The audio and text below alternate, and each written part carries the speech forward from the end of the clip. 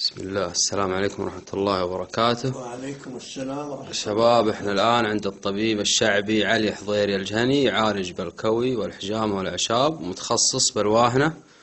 والآن نترككم معي يعرفكم بالواهنة. وإيش الواهنة؟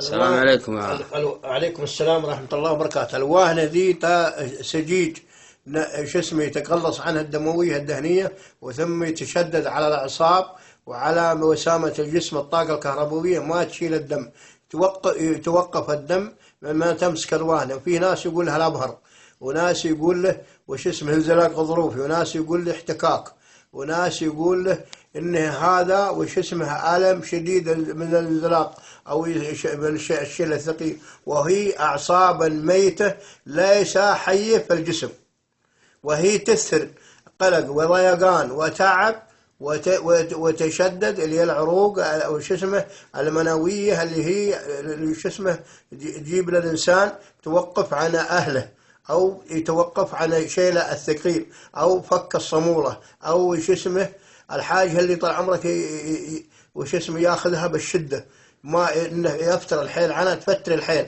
لحيث انها الياف يابسه ميته ليس لها في الجسم حياة. وطريقة استخراجها يا عم؟ استخرجها في الإبرة.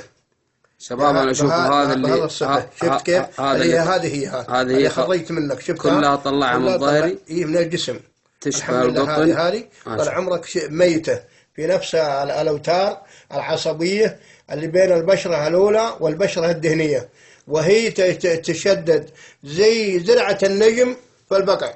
كم رقم جوالك يا عم؟ شو اسمه 0566887817. الله يعطيك العافية إن شاء الله ويكتب لك الأجر. شباب، موقع بالمدينة المنورة، خط 100 خلف القلعة الحجازية. حياك الله، الله يحييك وش اسمه يشفينا ويشفيك ويشفي كل مسلم ويجعل من قربنا على خير.